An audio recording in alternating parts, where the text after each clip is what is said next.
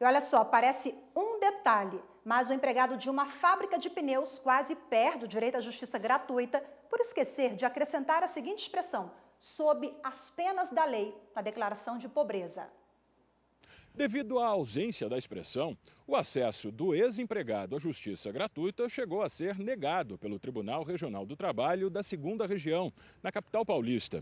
No recurso ao TST, o trabalhador disse que informou na declaração que não teria como pagar advogado sem prejudicar o próprio sustento ou da família, e que acreditou que bastava essa simples afirmação para ter direito ao benefício.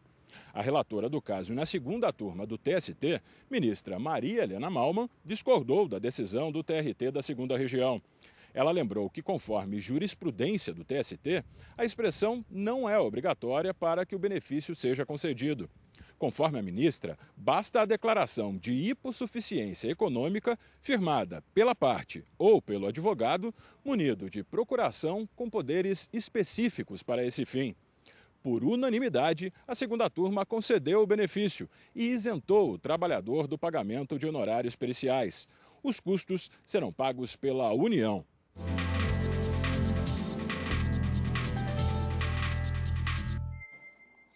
E para falar mais sobre o assunto, eu converso agora com o presidente da Associação Nacional dos Defensores Públicos, Antônio Maffezoli.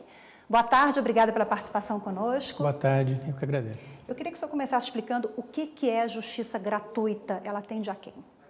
A justiça gratuita é um instituto que existe no direito brasileiro desde 1950, que isenta das custas judiciais,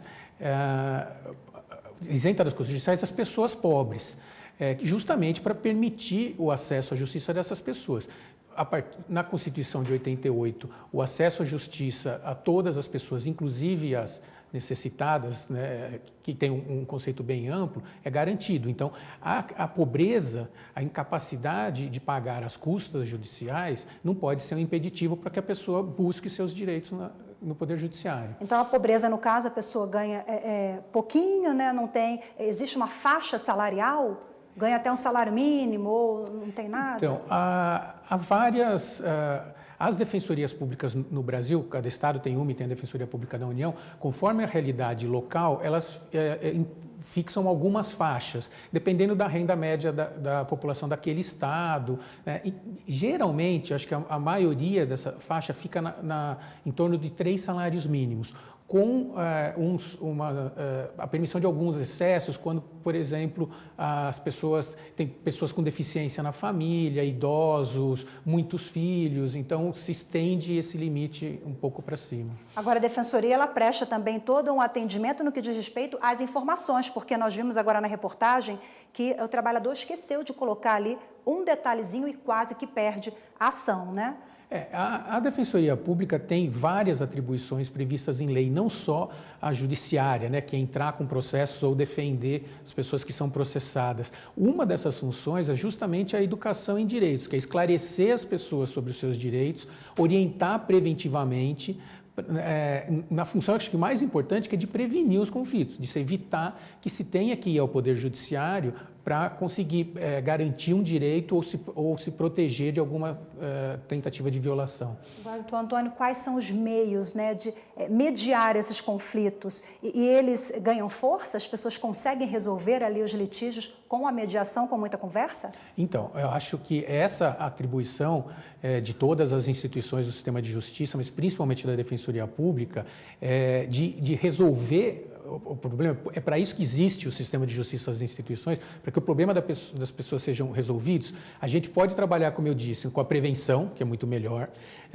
mas tendo ocorrido algum conflito, trabalhar esse conflito de algumas formas. As formas alternativas à judicialização, a mediação, a conciliação, elas têm se mostrado muito mais eficazes, porque são as pessoas envolvidas que constroem uma saída.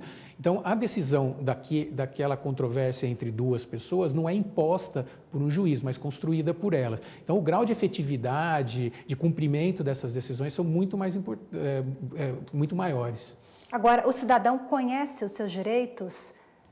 Então, a gente tem um problema, um déficit, né, derivado da desigualdade social, um déficit educacional. Então, muitas pessoas... o público da defensoria, né, doutor Antônio? Acho que são pessoas que... As pessoas mais pobres têm dificuldade de acesso às informações sobre o sistema de justiça, sobre os direitos, sobre como funcionam as instituições, os direitos e deveres, inclusive, que elas têm que cumprir. Então, esse, mais uma vez, como disse, é um papel primordial da Defensoria Pública esclarecer esse direito, porque é o direito das pessoas conhecer seus direitos. Maravilha. Antônio Maffezoli, mais uma vez, obrigada pela participação, pelas informações. Presidente da ANADEP aqui conosco. Eu que agradeço. Até a próxima.